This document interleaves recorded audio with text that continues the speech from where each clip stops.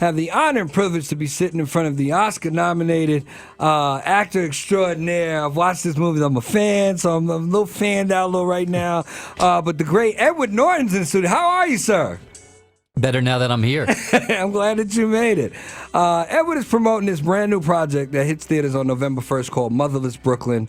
If you don't put the name together with the face, you know him he's been the Hulk. That's the thing. He's been in Fight Club, Italian Job, Red Dragon. These are my favorites. I'm sorry.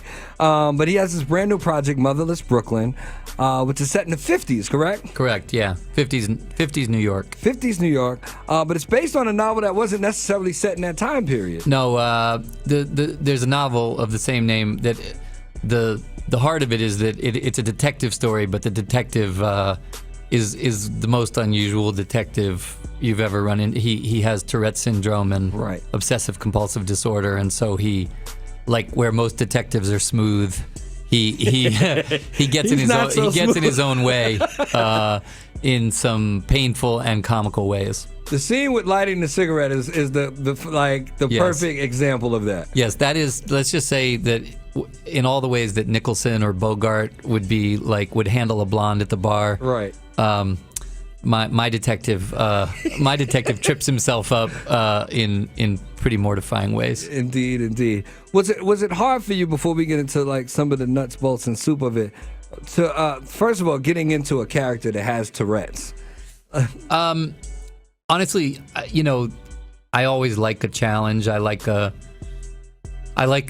character with a little weird in him, and as you might have noticed. Facts. But I joking aside, it is like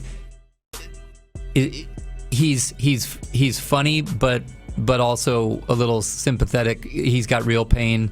He's smart and talented and has very unique capacity in his brain, but then his condition trips him up.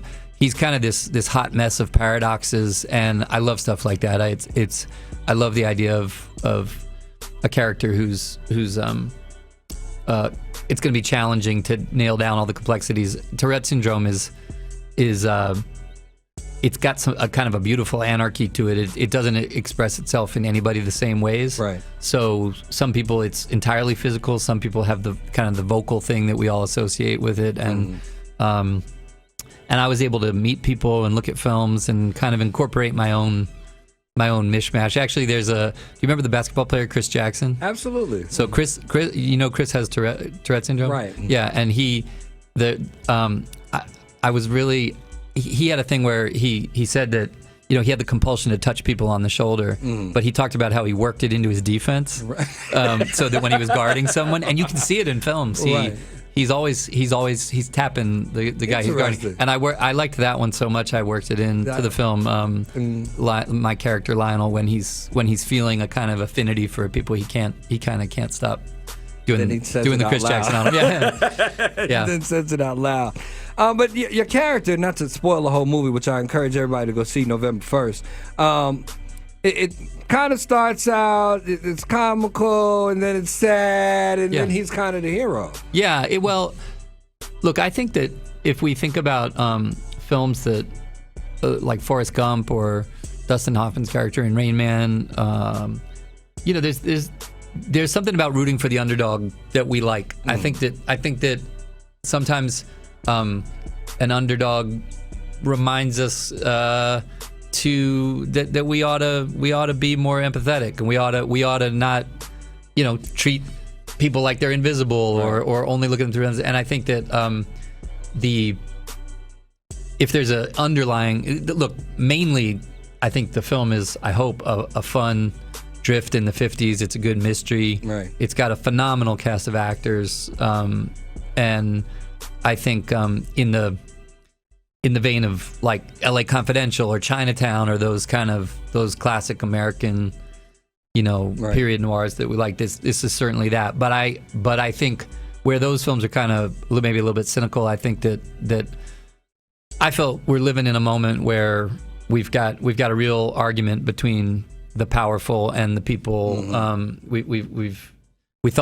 think we thought we had a lot of things in the rearview mirror that have come Full back circle, right. white hot, and I think that the version of heroism that I think this film holds up is that taking care of each other, people who care for each other, is and who find, even in their own daily battles, that find the bandwidth and the energy to fight for each other is important right now. Very important. We're talking to Edward Norton, writer, director, and star of a brand new film, Motherless, Brooklyn, November 1st. You can watch us at watchv103.com. Now, that struggle that's just really brought into focus by this film is a current conversation in most major cities, right? Yes. Here in Atlanta. Gentrification. Moving around of people without their input or say, et cetera, et cetera. Why did you choose to highlight that particular part of it, and in particularly bring it back to the 50s? Yeah. Well, I think that this tension in American life between like the ideals that we, the idealistic story that we tell about ourselves, and then what really goes on is it's an important one to always peel the corner back and look at. And I think that we're going through it now. There's versions of it now, but I think a lot of people don't realize. I always like the line that every great city is built on a crime, and I think people aren't fully aware of the degree to which New York City, many of the problems, what we look at as the poverty traps of the projects or something like that. Right. Ironically, those very stable middle class and working class minority communities were essentially illegally and in a corrupt way declared slums so that they could be removed, so that the projects could be built by people who basically wanted to move that money through the system, and in many ways stable communities were eradicated so that real poverty traps could be built. Wow. And I think that that makes the film sound maybe more political than it is, but I think that in much the same way that say you watch Chinatown, you come away with this awareness like, wow, did LA really steal its water? Is that really the truth of LA? I think that in this one it deals with some of the social history of the way that honestly that racism was baked into the infrastructure of the city, and it was done by people who were not elected and who managed to amass power in ways that we should be concerned about. Amen. It's still happening today in lots of different ways. Yeah. The film stars you, of course, Google Mbatha-Raw. I had to practice that name. My boy, Michael K. Williams. I enjoyed Michael in the movie because he's like himself, but he's like this jazz guy, and there's a lot of jazz in the movie. Yes. Michael, I'm like everybody else, I'm kind of a fanboy of Michael. I think I honestly think Michael, he's like an actor who's like a shaman to me. He has such a hypnotic presence. Right. I'd been wanting to work with him forever, and when I had this character who is not named but certainly has many of the qualities of Miles Davis. Even the voice kind of. Yeah.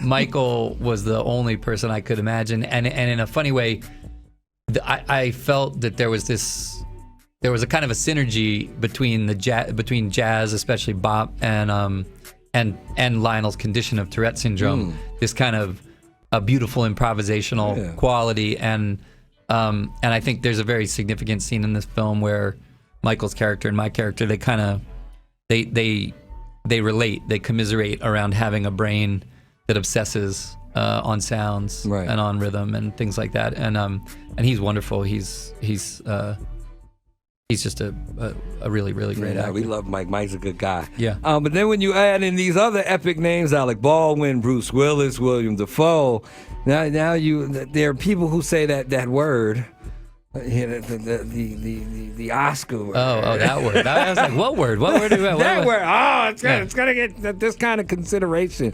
I know. I've read that this was a passion project for you for some time. Yeah. It was. In the beginning, I was just a greedy actor. I didn't have any high-minded ideals. I was like, that is a great character, and I want it. Okay. Like that was it. Just greed. There was, you know, the line, if you scratch an actor, you'll find an actress. There was a little bit of that. Okay.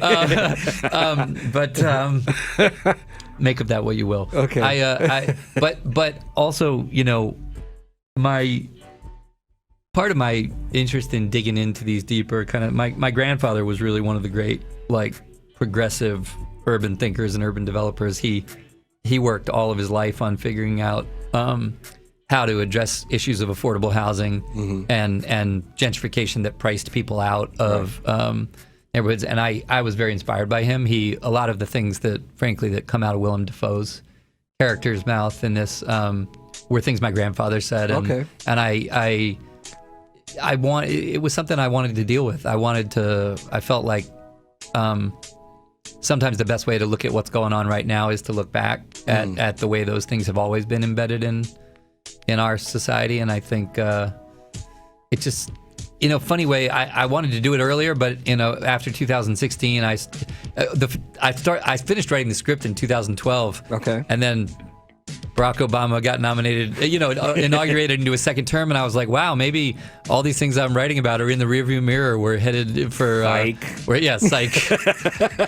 And I'm not saying that 2016 made me happy because it made my film relevant, right? But it certainly made me feel like, oh, maybe there's a reason that we're making it now. I'm talking to Edward Norton. He's the, again, star, director, writer of the film Motherless Brooklyn, out November 1st. Great cast. The movie, it's funny, but it's serious. It deals with some sensitive matter that, again, is prevalent and relevant for today. It has some seriously great music. Seriously, I do want to say music. that. The jazz is crazy. And Branford had something to do with Wynton. it, right? Oh, Wynton. Oh, Wynton, I'm sorry. So Tom York from Radiohead wrote this jazz ballad, like, for it, and then Wynton did an arrangement of it. Okay. And Wynton kind of curated all of the jazz that gets played in the club in the film. There's these scenes that take place in an uptown Harlem jazz club. Right. And Wynton helped me curate, like, what would have been played, and then he put together this kind of super group of musicians. Really? Wynton is the horn under Michael K. Williams. Gotcha. When Michael's character is playing. Right. And one story I think you'll appreciate is that Michael is so committed, and he has such a good feeling for music. He came in and he kind of had this incredible feeling for the his fingerings on the trumpet were really persuasive, right? But he doesn't play the trumpet. But he also knew, and I never had to say this to him, he came in and he knew that it wouldn't look right if he wasn't blowing on the trumpet. You can't fake it. The veins, the tension from it. And so they're playing back to a click track with Wynton's horn playing it, and Michael is blowing on this thing with full commitment. It sounded like a swan was being slaughtered on the set, and the other musicians started to smile. And I went over to him, I said, "Hey, he is Miles Davis.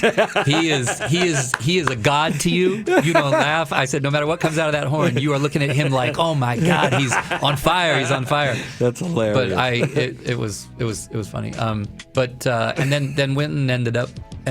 So he liked the music so much. He played the lead trumpet for the whole score. That's amazing. So it's pretty remarkable. Amazing. Motherless Brooklyn, out in theaters November 1st. Switching gears ever so slightly, do you miss being the Hulk? I kind of enjoyed you as the Hulk. No, I mean, it's like a 10-year thing after you being the Hulk. Yeah, but the Hulk is like Hamlet. Like, lots of great actors have done it, and it's fun to be part of the tradition of it. Right. You know what I mean? It really is. It's like these. You know, it's like I grew up on, Bill Bixby's the Hulk to me. He is the Hulk. You too. Come on, don't pretend you're that much younger than me. Are the Hulk. You liked him walking away to the sad little thing at the end, just like I did, right? Yeah, absolutely. And that's it for us, right? That's who he is for us. And it'll never be anyone else. For me, it's always Bill Bixby, Lou Ferrigno. That's what the thing was, or the comic books. But for other people, there's me, and Mark Ruffalo is like one of my oldest pals. Is he? Yeah, he's like one of the great actors, and he and I see we are so delighted to be part of that club. It's great. The Hulk lineage. The lineage. It is. It's a great lineage to be a part of. when people leave November 1st, because everyone's going on November 1st to see Motherless Brooklyn. Everyone is going. There is nothing else that weekend, by the way. It is the only, I'm telling you, it is the movie for any sentient If there was adult. anything else, there is now nothing else. Right. What do you want them to take away from it? It's funny, when I walked in and I saw your shirt. Uh-huh. No, you guys can't see, but he's wearing a shirt that says "Be a good human." Yeah, my friend Bex makes these. Yeah, I said when I walked in, that is to me the essence of what it's about. The song that Tom wrote and that Wynton plays is called "Daily Battles," and I think one of my favorite lines is Gugu's character says to my character, like, "We've all got our daily battles," but in essence, she's saying you that's not an excuse for not finding the energy to do what you can to help other people. And I think that people have to push back against the way that people who have amassed power want to make other people invisible. I think we're dealing with that in this country now. We were dealing with it then, and I think the idea that heroism is in being a good human and treating each other well is more of what we need right now. Amen. Ladies and gentlemen, Edward Norton's in the building. Writer, director, star of the film Motherless Brooklyn in your theaters November 1st. I'm a fan. Thank you for coming in and chatting with me today. It's a really good movie. You need to go see it. Please go see it. Bring a friend to bring a friend, and enjoy it again. Edward Norton, Google and Batha Raw, Michael K. Williams, Alec Baldwin, Bruce Willis, and William Dafoe are starring. It's a pretty awesome flick. Pleasure to meet you, sir. Thank you. Thank you. And you said the whole. I thought you were going to say Death to Smoochie. I was like, I looked at you. I made you for a Death to Smoochie man. I wasn't going to give you that one.